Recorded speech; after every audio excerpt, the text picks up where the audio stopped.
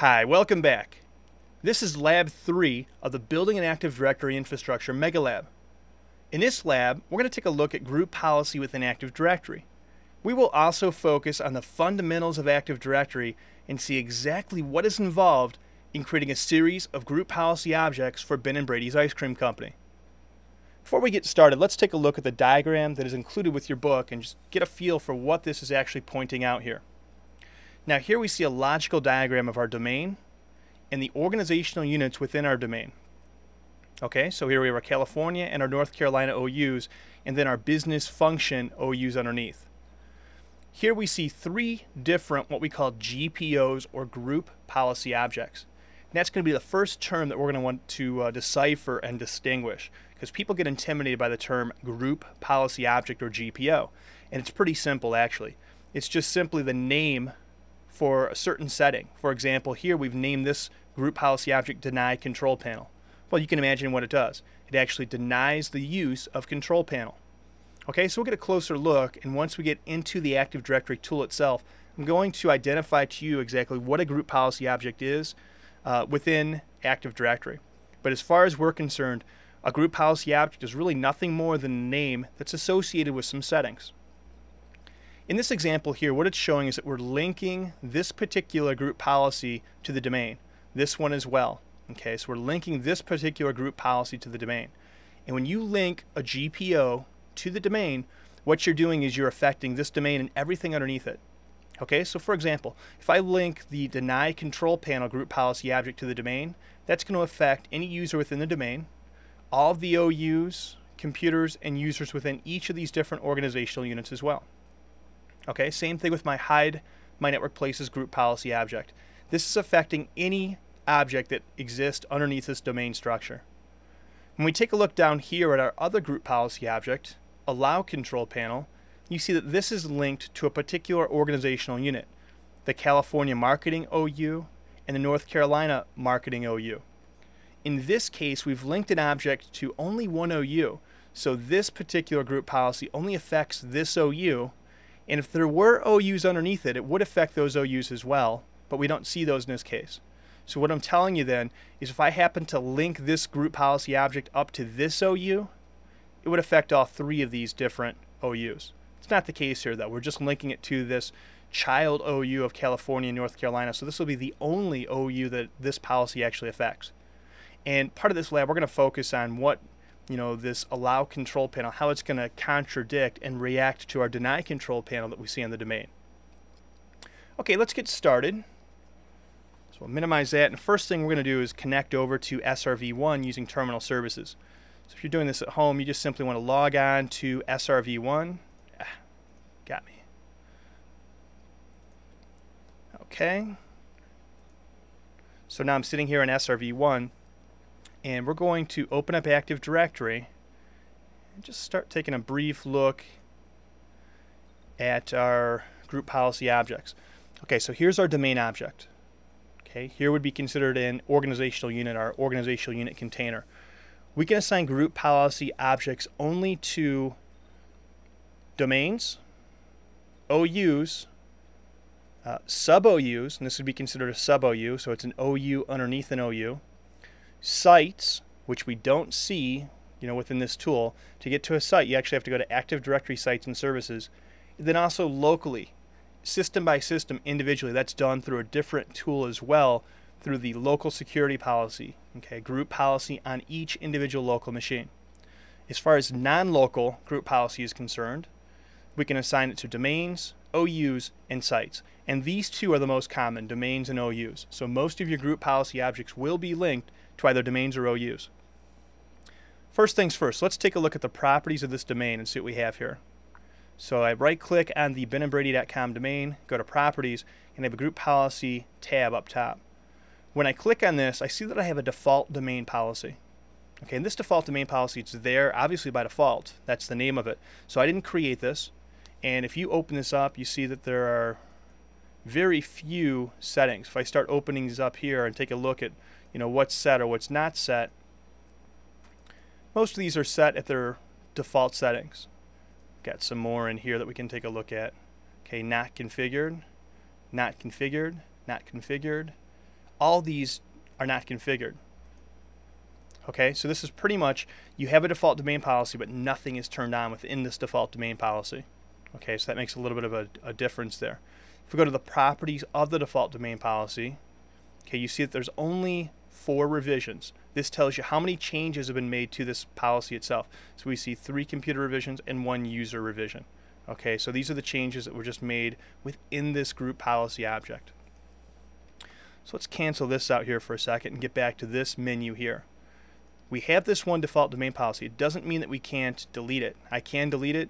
I could edit it if I wanted to. Okay, it's not set in stone here. I can do pretty much anything I want to it. What we're going to do is create a new group policy object though. Okay, and there's a difference between new and add. We'll decipher that here in a second. But new is a brand new policy. It means there's not one in existence already. So I click on new and it gives me a chance to name my policy. Now, it's usually not a good idea to name the policy first and figure out what you're going to put inside it, because the name should match what the policy actually does. Okay, in this case, I already know what I'm going to do. Okay, I'm going to create a group policy object to hide the My Network Places icon. So what I do here is first, we'll just go ahead and name it since we know. So we'll call it hide My Network Places. Okay, and just because I named it that does not mean that it now works. Okay, I've got to go in here and actually set that and configure that setting.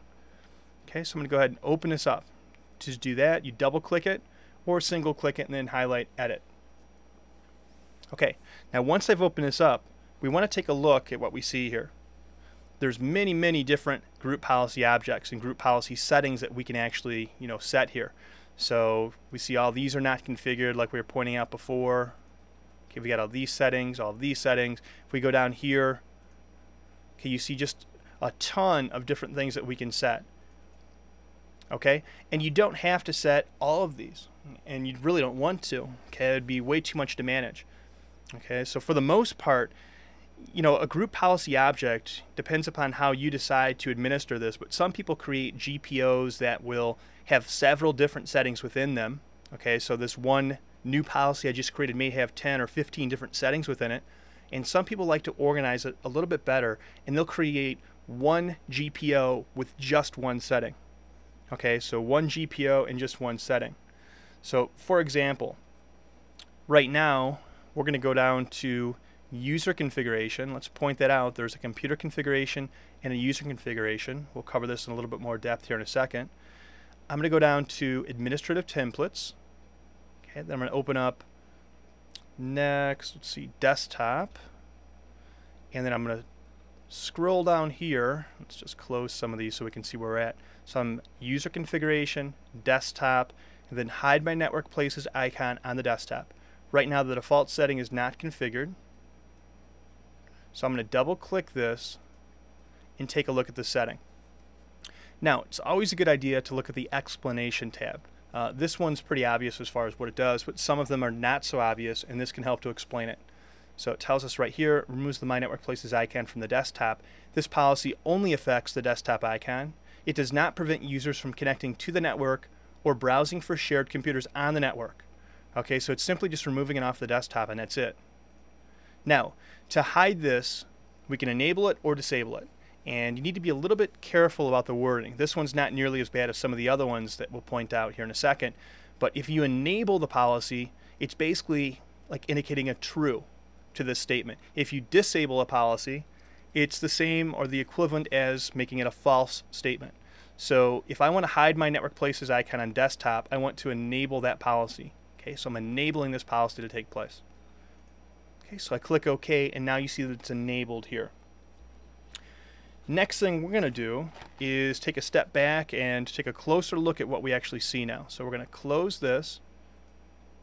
Okay, and it's very important to close this out properly. We're not going to close it yet, but let's take a look at the properties of the new GPO that we just created.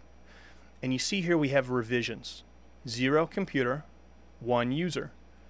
This is corresponding to the revision we just made. Okay, this would have been 00 before we made that revision. Now it's telling us that there's only one revision.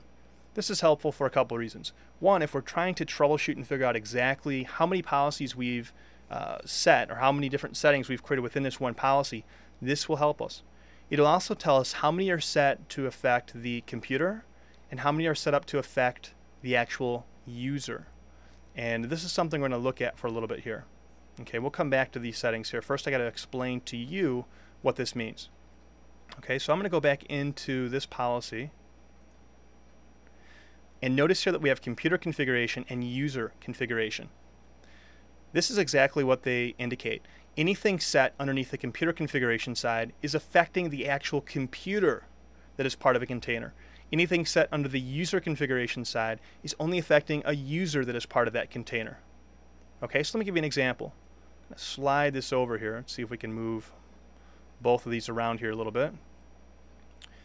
If I were to set this policy, let's say on the sales OU. Okay, so I go down here to the sales OU, and let's take a look at some of our settings.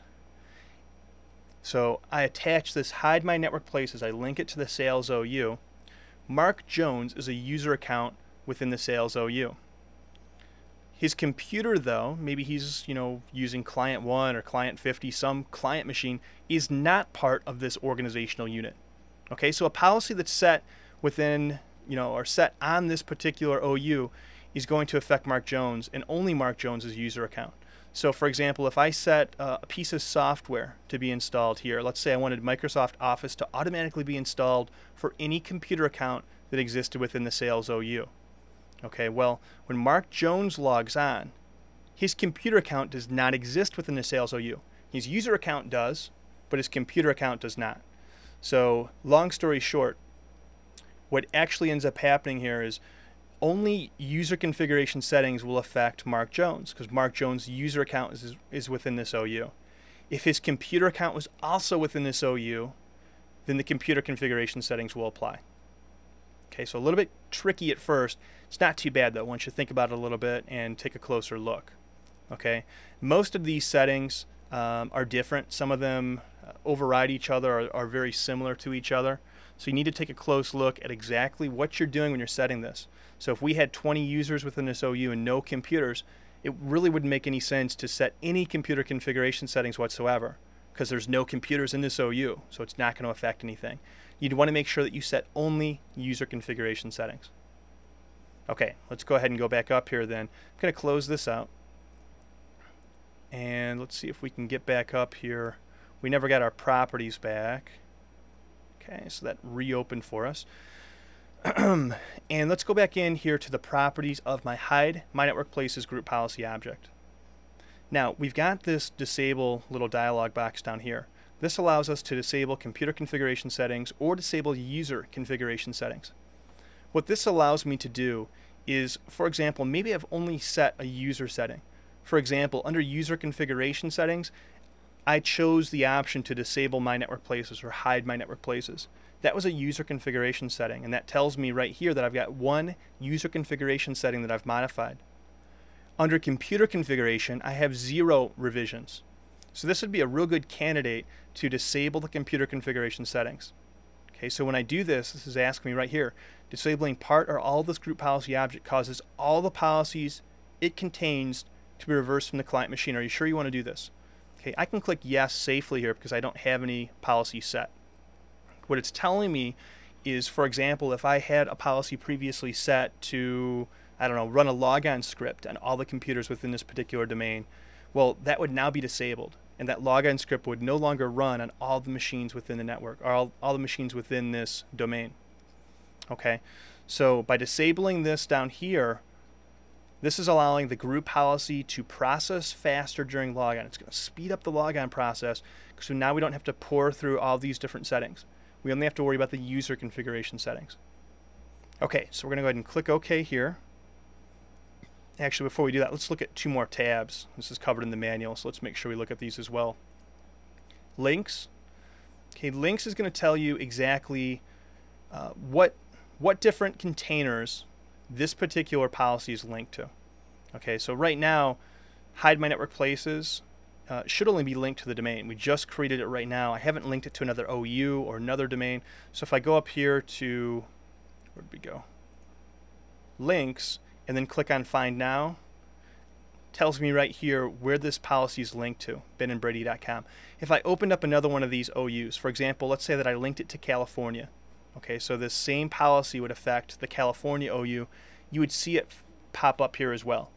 And that's the nice thing about group policy objects. It's not a one-to-one relationship, meaning maybe I want to use this same group policy in 4 different locations.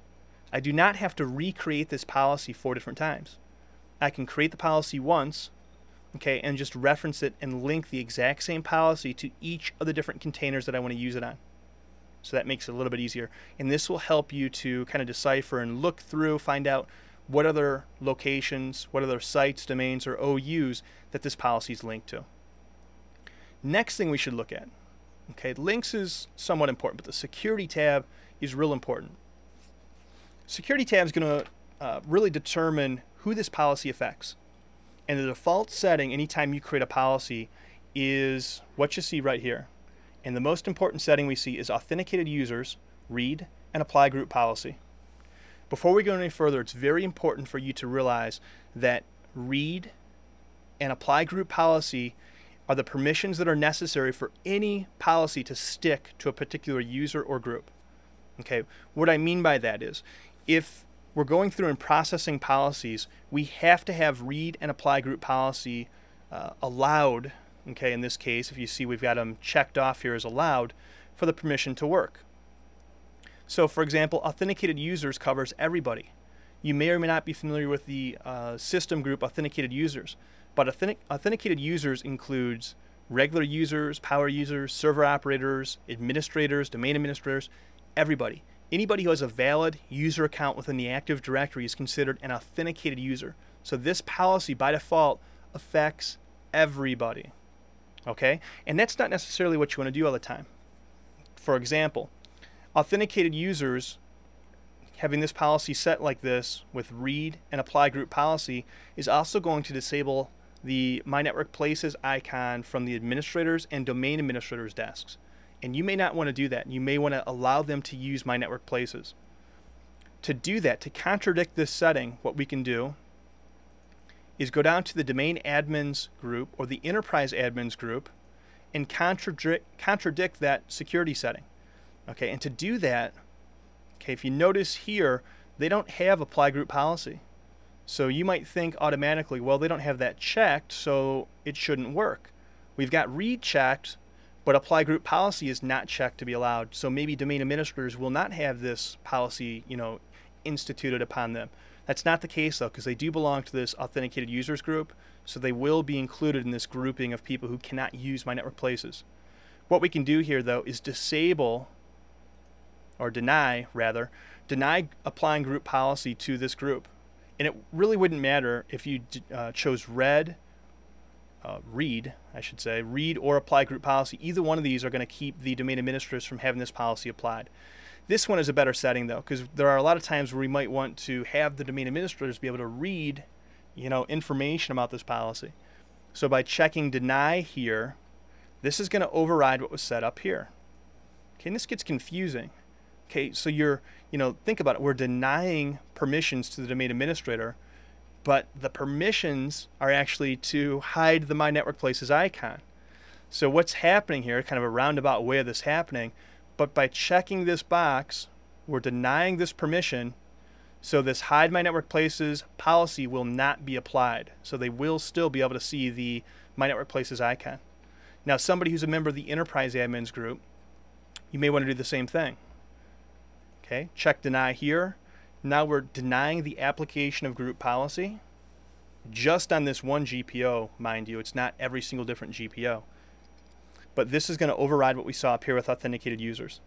Okay, so this is a pretty advanced topic, something that's usually covered a little bit later on within the Windows 2000 curriculum. But this is something that the sooner you understand it, the better it's going to make you as far as being an administrator and also just understanding Active Directory as a whole. Okay, so authenticated users, read, and apply group policy. We've got this allow checkbox checked.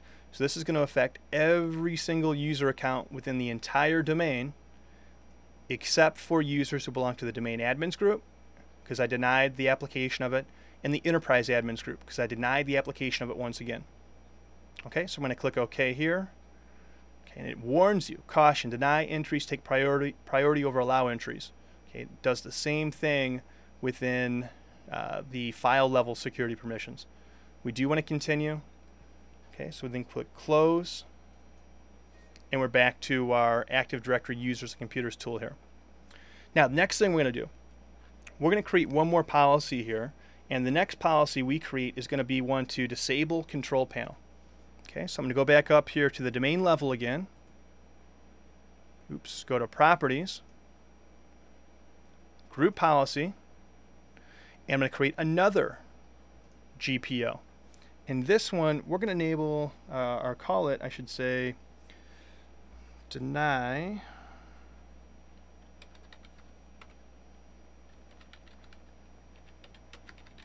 control panel.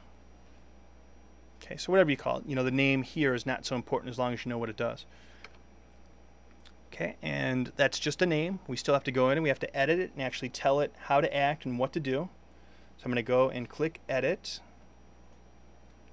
Okay, and the next thing we're going to do is go down and find exactly what we're looking for. And this is under administrative templates once again, user configuration, administrative templates. Then we open up the control panel and disable control panel. And this is what I was referencing before. This is a little bit confusing when you actually see this here, because are we enabling disabling control panel, or are we disabling control panel? And it's silly that they even worded it this way. There probably would have been a better way of wording it. But just to give you an idea of what this does, this policy prevents control.exe, the program file for control panel, from starting. As a result, users cannot start control panel or run any control panel items. So this is different than the other when we disable the My Network Places icon, because they were just taking it off the desktop. They could still utilize the functionality of My Network Places and browse the network. This is literally removing the ability to use control.exe, the program that runs control panel, and also anything that works within control panel. Okay, so much more powerful policy. Now back to here, what we were talking about just before, we're going to enable this policy. And what you have to realize, it's kind of what we were talking about before. Do we want this statement to be true or false? Enabling it is making it a true statement. Disabling it is making it a false statement. Okay, so we're enabling the disabling of control panel. If you disabled it, it actually would work. Okay, and that's the not configured entry by default. There is a difference between not configured and disabled, by the way. Not configured means nothing is set whatsoever. So if there is a policy that was set above or below this particular container, so maybe it was set at the domain level, a not configured means that this particular setting, is this particular group policy object, would not have any bearing on that higher level policy in any way. If you set a disable, okay, now you're implicitly here implying that you want to disable the disabling of control panel. Okay, so further on up, if this policy was enabled and then down here on an OU we disabled it, this would in effect allow the user to have control panel. We're going to demonstrate this in a second, so if I confused you there, hold on 1 second. We're actually going to take a look at this example I just explained. Okay, so for right now though, we're going to enable the disabling of control panel. So I click OK here. Okay, we're going to close this. Okay, and now notice that we have 3 different policies. It's no problem. Each of these 3 policies have different settings within them, so they're all going to work. The way this works, though, if we happen to have contradictory settings, the one on top is the highest priority. So if for some reason we created a policy here that had a slightly different setting than we had here, this one would not. Okay, so they're in priority, 1, 2, 3. So we're going to close out here. And now we're going to take a look at how setting policies at the organizational unit level can actually override and contradict what we said at the domain level. Okay, so the scenario here basically, we've denied control panel for everybody from the domain level. Okay, so except for administrators and domain administrators, no user within the entire domain should be able to use the control panel. Well, our marketing users, they have a piece of software that requires them to adjust screen resolution, and they're not able to do that with the current group policy settings. So what we're going to do is create these group policy settings here to allow just the people within the marketing OU to be able to use the control panel. Okay, so to do that, we're going to open up California Marketing, right click, go down to Properties. Okay, so it looks exactly like we do with the domain. We just right click on it, go down to the properties of it, and here we see a group policy tab. Now there is no default group policy on the organizational unit level. Okay, so here we're just going to create a brand new policy, and we're going to call it Allow Control Panel.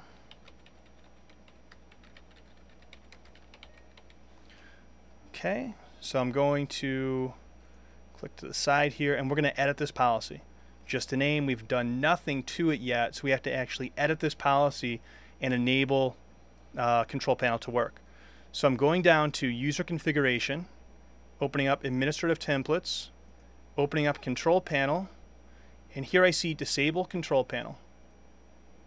Okay, and the current setting right now is not configured. Okay, so what I want to do, double click this, and this goes back to what we were talking about before with the double negatives here and kind of confusing wording on Microsoft's part. Now the policy calls for disabling Control Panel. If I do not configure it, then it just is going to leave whatever setting, trickles down from the top down. If I enable this, this is enabling the disabling of Control Panels, making this a true statement. So to make this work, I'm going to disable it. Disable the disabling of Control Panel. So what this indicates to me is if there is a policy set at a higher level, and in this case there is, at the domain level, the Disable Control Panel is enabled. Okay, well this disabling of Control Panel is going to, or should anyway, override this enabling policy at the domain level. So I'm going to click OK. Now we see that it's set at disabled, and I should be able to close out of here, and make sure you click close here. Okay, so I close here. Now that should affect these three particular users, okay, because these are the users within this OU. It has nothing to do with these two users or anybody in the California OU. If I set this policy, that one we just looked at, the Allow Control Panel, at this level, well, that would affect anybody within accounting, marketing, or sales. Okay. Now we're going to go down to North Carolina and do the same thing for our marketing users in this department. Okay, so we go to the marketing department, right click, properties, group policy, and we're going to do something a little bit different in this case. Now, up to this point, we've been using new to create a brand new group policy. Well, we're going to use the exact same policy that we've already created, so why do we have to bother creating it again? We don't have to. What we can do in this case is click on Add and actually go look for different policies that have been set. Okay, the easiest tab to use in this particular case is just the All tab. If I click on All, this shows me all the different GPOs or group policy objects that have been stored within Active Directory. Okay, and you see all these should look familiar. We've created most of these. The only one we haven't discussed is the default domain controllers policy, which is the policy that by default is on this domain controllers OU. Okay, so we won't go into that right now. So we'll go back here, and what we want to select is the Allow Control Panel. Okay, so this is the Allow Control Panel policy. So I'm not recreating it. This policy's already been created. I'm just taking it, and now I'm linking it to the North Carolina Marketing OU. Okay, so that should be all set up. And let's go back in there once again. Let's double check. Let's take a look here. Okay, you see that we have the link right there, so it should work correctly now. Okay, and it's very important, like I mentioned, make sure you're clicking close or OK at all times. If you just X out a policy, it's not going to save that. Okay, so it's not going to work. Next thing we're going to do, we're going to go back over to Client 1. So we're all set here. Our Active Directory should be configured correctly. So we're going to disconnect, get back to Client 1, and we're going to log on with a variety of different users. Okay, so I'm going to introduce what's going on here first, then I'll stop the video, log off, and we'll see what happens when we get back on. But first thing we're going to be doing, we're going to be logging on with Jill Smith. Okay, J. Smith. And Jill Smith is a member of the Accounting OU, which is located within the California OU. Okay, so she's part of the Accounting Organizational Unit, which does not have any group policy assigned to that OU. So the only policies that are going to affect her are the ones that are set on the domain level. Okay, so the end result she should not see My Network Places on the desktop, Control Panel should not work, and she should not be able to access display settings from the desktop. So let's take a look and see what happens. I'm going to log off here. Before I do that, I'm going to stop the video and I'll start it right back up as soon as I log on with Jill Smith. Okay, we're back up and running here in Client 1, and because we logged on with a new user account, Jill Smith, a new profile was generated. So you're not going to see the logo here, and you're also not going to see, how we rename my computer. But what we will check out, I'm going to hit Control-Alt-Delete, and you'll see that Jill Smith is logged on as Ben and Brady Jill Smith. Okay, so this is her user account from the domain. And it does not show what machine we're logged on here. So what we'll take a look at, right click here, go to properties. Oh, can't even look at it. Okay, so we've been denied being able to do this. We're sitting here in Client 1 though. Okay, let's go take a look at a couple other things. One, the My Network Places icon is not here. Okay, so this group policy object came down, made sure that My Network Places was not available on the desktop. If we go to settings, we don't see control panel here either. Okay, normally you would go to start, settings, control panel. It's not here. What if I want to adjust the color of my desktop? Okay, operation's been canceled due to restrictions in effect on this computer. Please contact your system's admin. Okay, so very quickly, with a quick setting, we've got this disabled. Okay, and that'll prevent users a lot of times from even attempting to go about and look at other items because it's just already taken care of. They know their system's locked down. Okay, we're going to try another user now. So what we're going to have to do is stop this video once again and log back on. This time we're going to log on with the user Jack Straw.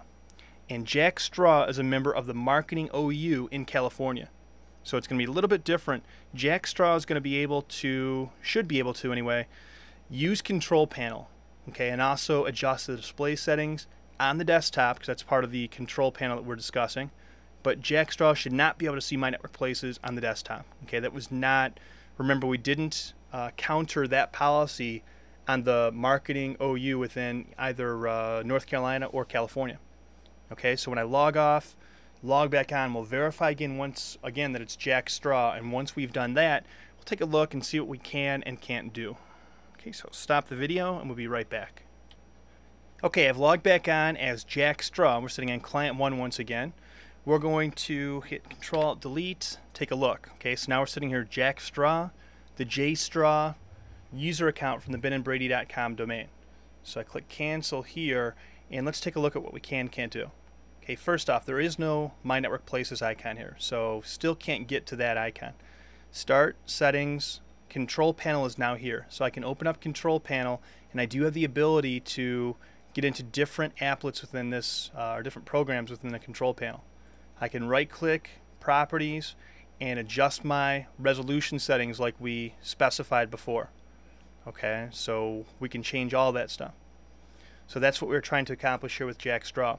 Now, one thing I didn't mention before that you should be aware of as well. When you first logged on with Jill Smith, if you did this exercise right away, right after you made the changes within Active Directory, you might not have noticed any of the changes take effect. You have to make sure that the changes replicate to both domain controllers. If you log on to a different domain controller than the one that has the actual changes, you're not going to see the group policy effects right away. Okay, because once the changes have been replicated to all the domain controllers in a domain, the only thing you need to do for user configuration settings to take effect is to log off and log back on. And those new group policy settings would then affect the user. Now, computer configuration settings are a little bit different. With computer configuration settings, you literally need to reboot the entire system, get the system back up and running. Okay, last thing we're going to do here, I'm going to log off of this account and then log back on as the domain administrator before we continue on. And we should also be able to take a look and check to see that the domain administrator does have the ability to use Control Panel, okay, as well as My Network Places. So they should have everything back in store. So I'll stop the video, we'll be right back. Okay, we're back logged on to Client 1, and as you can see, we have our profile information back from when we originally logged on with the administrator account. So we have our logo, we have our My Computer renamed as Client 1. If I go to the properties here, we can see that I can actually access this now, and I'm sitting legitimately on Client 1. I have Control Panel, and I have My Network Places. Okay, all of these are available now because I'm logged on as an administrator, and this group policy, neither one of these group policies we instituted before are in place anymore. Okay, next thing we're going to do is take a look at what you do when you want to get rid of an actual group policy. So we're going to connect over to SRV1 and talk about this briefly before we actually do it. Now, when we get rid of a group policy, the reasoning behind it really depends. Okay, sometimes it's because it's just not working out correctly. You don't like the effects it's having. The owner, the network manager, whoever might be facing too many complaints from the users. Okay, in our case, it's a combination of complaints for BrennanBrady.com, as well as we've upgraded our application. Previously, before, we had to allow control panel access to both of the marketing organizational units because one of the applications we had required the screen resolution to be changed to a smaller size. Okay, well now we no longer have that application. We've upgraded it, so we're going to get rid of their ability to actually use the control panel. Okay, so to do that, what we need to do, go to the Marketing OU first. We'll just start off in the California Marketing OU. Go to Properties, and then go to the Group Policy tab. Now here, we see this group policy right here, and it's fairly simple. Okay, we click on Delete to get rid of the policy, but we have two choices. One of the choices is remove the link from the list. We'll define what the list actually is in a second. And the other one is remove the link and delete the group policy object permanently. Okay, so if you remove the link from the list, what happens is you're keeping this group policy, so it's actually in place. We're just taking it off of this particular OU. Okay, so the first time we do this, we're going to do this bottom option. Remove the link and delete the GPO permanently. So when I click OK here, it's asking if we're sure we want to permanently delete it. I click yes. And now if I go to add, remember, which is normally going to show me all of the available GPOs in the domain, notice that I no longer have that allow control panel policy here. Okay, the GPO is now gone. Okay, so I'm going to cancel here and then click close. Let's go check our North Carolina Marketing OU here too and see what happened. Recall that we had that GPO assigned to this North Carolina Marketing OU as well. Since we deleted it though, it's now permanently gone and it's been deleted from this particular organizational unit as well. So we no longer have access to it at all unless we recreated it and reassigned it. Now with the other OU, or I'm sorry, with the domain, we also have a group policy object assigned to the domain. Okay, hide my network places. So in this level here, what we can do, same thing, we're going to delete this particular policy, but this time we're going to just remove the link from the list. Okay, when I do it this way, it deletes the actual entry from this GPO link list here, but if I wanted to add it at a later time, let's say in the future, a month from now, we decide that we don't want them to browse the network again for some reason, well, I can go back to add, click on all, and here you see that I can see all of the different links, and one of them is hide my network places. Okay, so I do have a GPO still in place for that. So the difference is then when you delete, I'm not actually going to delete this one, when you delete and remove the link from the list, it just removes it from this list right here, but it doesn't delete the GPO permanently. This one does what it says. It removes the link and it permanently deletes the group policy object.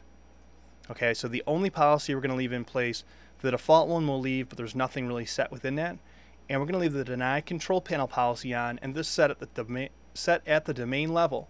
So now every user within this entire domain, whether it's in an OU or directly underneath the domain itself, is going to be affected by this policy. Okay, and that wraps up Lab 3. Hopefully we expanded upon your knowledge of group policy. We'll be back here real soon for Lab 4.